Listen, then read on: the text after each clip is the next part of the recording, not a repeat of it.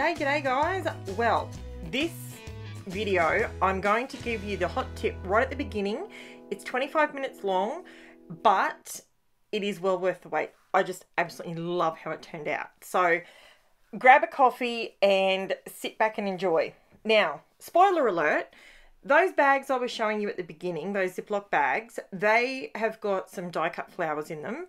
And I sat and I die cut literally like 10, 12 by 12 sheets, thinking that I was going to use them to decorate this page. Guess what? Spoiler alert, I don't use them because it just would have been way too busy and too cluttered. It wouldn't have looked clean and neat and tidy, which is more my style. So this is a Paige Evans Garden Shop collection paper. And I've got the paper pad, and that they are single-sided sheets. And so this particular sheet, I can't tell you what number it is. I haven't got a clue. It didn't come with a number because it's not an individually sold sheet. So I went along, and this video, like a lot of my videos, it's a few processes, and then at the very end, it all comes together. So I'm sitting at the moment, and as you can see, I've cut my strips. I've cut them to be, let me think, they were 1 3/4 inches wide, because that's how wide the wooden strips were on the original sheet. So I just cut the top and bottom strips off that weren't an even amount, and that way I could create my little squares. Now, snakes and ladders, that was the cue I gave you yesterday in the video, and this is literally snakes and ladders. Now, why on earth, I can hear you all asking, why on earth is she doing snakes and ladders, right? No, my kids were not playing snakes and ladders. That is not what they were doing in these photos. I have an issue that I think a lot of people probably have in the scrapbooking world, where we print extra photos and we don't end up using them all on the one layout. So if you're, for example, if you are creating a layout specifically for maybe sports day, right? You print X amount of photos, you do your layout, and you might have 1 or 2 left over. Well, I do not have it in my heart to throw out photos of my children.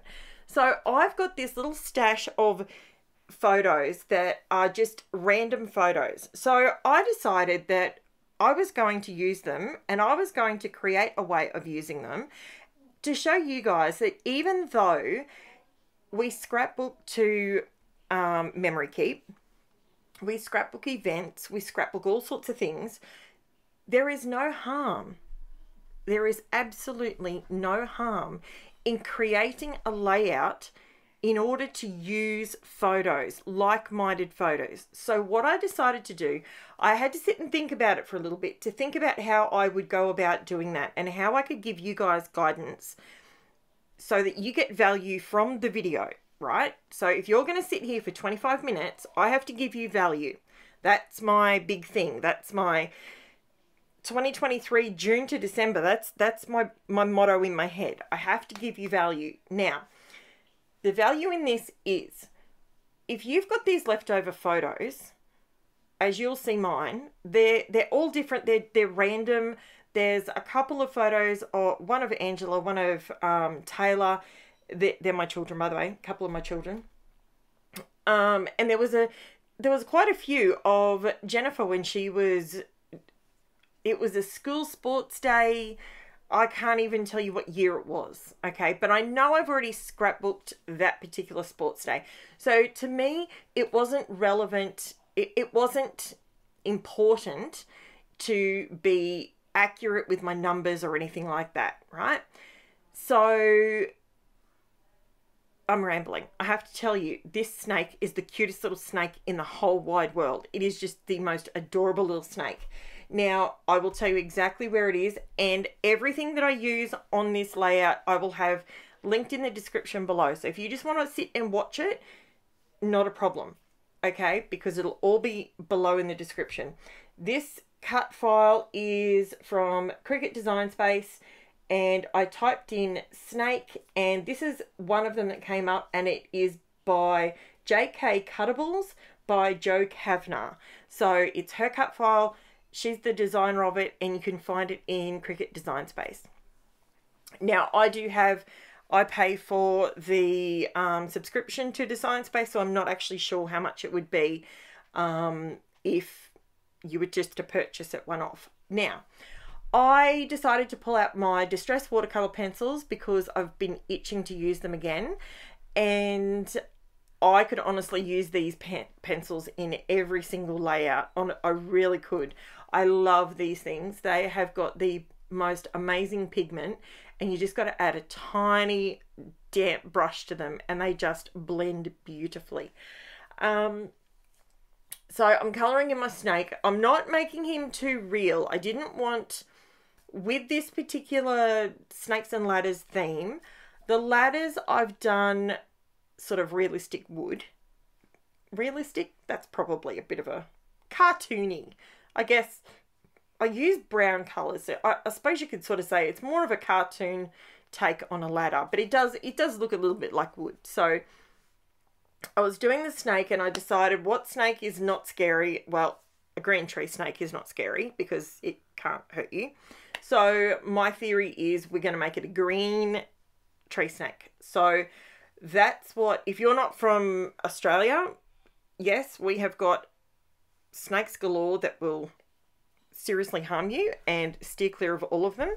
But there is, I'm not here to say I'm wonderful with snakes, but when it comes to a green tree snake, muzzle tough. They are in a tree, they're light green usually. I don't know, they probably come in all different colours, but you know, they're usually, the ones that we've had in our trees around here are sort of yellow, like a bright yellow and green, sort of, so they blend in with the foliage. They're just a long, thin snake. Cute. So I thought I'd make this it's a little green tree snake. So I'm colouring that in. Now, again, back to why I decided to do Snakes and Ladders. So this is your takeaway piece. If you've got leftover photos, why not create something that is theme orientated, but not necessarily about the photos? That way you can, for instance, Snakes and Ladders, okay? It's a board game, so you can create yourself a board game and put your photos in and around your board game. I did write down a few different things. Snakes and Ladders is one that would work really well. Connect 4. You could do Connect 4. Hopefully this is translating to everywhere around the world when you're watching this. I hope you will have these games, but these are games that we had when we were kids. So Connect 4 is one that you could easily, you know, do that with circles and yellow and red and blue, you know, make it whatever colors you want. You could do that. You could do Twister, you could do Jenga, you could do all of those and do a similar style to what I've done with the board game, basically. So that's just a few ideas that you could possibly do if you might not like snakes. You might not like Snakes and Ladders. Look, I'll be completely honest with you. I'll be completely honest with you guys, okay? I am a sore loser. I do not like to lose. I absolutely detest it. And it comes from the fact that my older brother, God love him, I do love him, but my older brother, he used to drive me crazy when I was a child because being the big brother, he had to win. I had no idea that he was cheating 99% of the time, but every time I lost, every time. And it's instilled in me the fact that I absolutely hate to lose. So my kids, I say to them, if you want to play Monopoly, you know the rules. You know that I'm a sore loser. I'm putting it out there first. And I have got better, obviously, with my own children. I'm not quite as bad, but you know, it's all good. So what I decided to do was, last time you saw these squares, they were still in a strip. I decided to, after I did my snake, I decided, you know what, I'm going to cut them. I'm going to cut them to the width to make them squares, and I'm going to ink around the other sides that I've cut I thought it just made it more cohesive because I had the brown lines sort of running up and down. It needed to be done this way. Now, I do run into a little bit of a hiccup because what I'm actually doing is every so often, and this is to hide something, so what I actually did is one of the squares was not quite perfectly cut, so I ended up with one that was maybe 1 millimeter bigger. Grand scheme of things, people, no one's getting out a measuring tape. They're not measuring your scrapbooks, okay? Don't stress about it. But for me, I needed to do something about it. So every so often, I've actually raised up 1 or 2 here and there, and with a little bit of craft foam, just to give a little bit of texture, a little bit of depth. This one's not a huge one for texture, but what I did create was a couple of little spots where there was white showing through. So I just grabbed my mini blending brush there, and I've just put 2 post-it notes down so I didn't paint everything. And I just added a little bit of the vintage photo Distress Oxide that I used. I said that really weird, didn't I?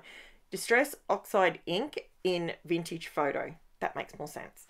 Now, this is where I already had the idea in my head that I was going to use some of my Creative Memories stickers to, these things stick and do not move. So these are the ones that I decided that I was going to use to number all my squares. Now, I've used black because usually when you have a board game, or at least when I was playing board games, especially Snakes and Ladders, they usually always had giant black numbers on them, which, you know, sometimes you could see them, sometimes you couldn't because the ladder might be going across the number or whatever, but that's pretty much my recollection of the Snakes and Ladders we used to play. So with that, I decided to pull these out and use up some of these stickers that I've had for eons. I don't even know if you can still get these, but they are amazing stickers, and they are still just as sticky today as they were back in 2005, 2006 when I started scrapbooking. No, scratch that. I started scrapbooking in 2003. I've been scrapping for 20 years. Just so you know, just curiosity. There you go. There's a random factoid. So basically, I'm just going through and putting my stickers down. I'm not being too anal about having the numbers perfectly lined up, perfect, prim, proper, perfect, fantastic. Look, if they go down beautifully, great. But I do know that I'm bringing my ladders in yet, and I'm still bringing in my snake, and I'm bringing in my photos. So I think once I add all those bits on top of it, if a sticker's slightly off, really, let's not sweat the small stuff. So that is what I was doing here. Now, why did I want to make this kind of, this is to use up those photos that it doesn't need to be a specific, you could use baby photos on this. You could use Christmas photos on this. You could do a Christmas Snakes and Ladders. You could put a Santa's hat on the snake. You could, what else could you do? You could do Easter instead of a snake. You could do maybe bunnies and ladders. You could do, what else could you do? Let me think. This is what I was trying to show you.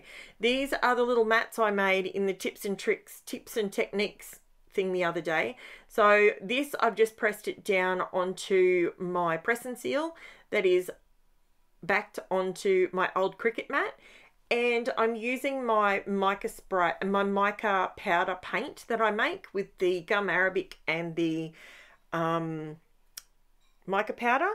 And I'm just making the white sections of my cut file. I'm making them nice and pearly, and they're still white, but it's pearlescent. So don't mind me cleaning my brushes. I'm trying to be good. I'm really trying to be good and trying not to ruin my paintbrushes. So as you can see, so it's got the press and seal. I just wiped over it and put it back over there because it will still work for other things. it's just good to have some, you know, when you're doing a cut file like that, you can just rub it. All I did was rubbed it and it totally just hung on. So it works a treat. Works for me anyway. So it was at this point, now I knew right from the beginning that I was cutting this bit out and backing it onto another piece of cardstock. So that's why I wasn't too worried about how perfectly straight. I was making sure that the squares were lined up, but I wasn't worried about the border. So as I said, it's just this is not difficult. It's just steps. If you just follow the steps, something that I had somebody ask me the other day, how do you handle making so many complicated layouts? And you know what? It's not this is not complicated. I promise you, I absolutely 100% promise you, this is not complicated. I have not handcrafted one element of this. All I've done is I've selected the spotty paper, by the way. This is going to be my background. So all I've done is I'm highlighting the natural beauty of the papers for a start. Paige Evans does an amazing job with her collections. I love them. And yeah, it's just a few steps. It's just steps. Once you follow the steps, you can recreate these super simply. You might scrapbook and you might do 8.5 by 11 sheets. So you might need to make your grid pattern a little bit smaller. You know, you might not want to do a cartoony snake. You might want to hand draw some snakes, just some squiggly snakes give them a couple of boogly eyes, you know, your boggly eyes that move. You could do that, give it a little tongue.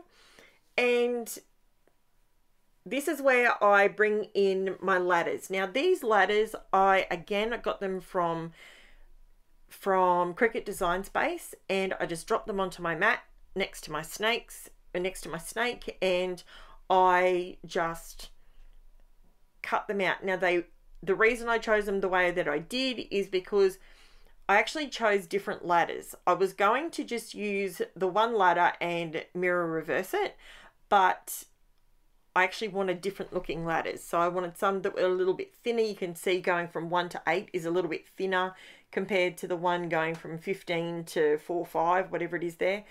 So it's slightly different, and that's what I wanted to do. Now here is where I'm flicking through the photos. Can you see what I'm doing? All I'm doing is this. Do you remember doing this like years ago? Anyone that's been scrapping for years, this is how we used to cut around photos. Okay, so we would just cut out the person. And I thought, you know what? In this situation, it's about the fact that I do not have it in my heart to throw out photos of my children, okay?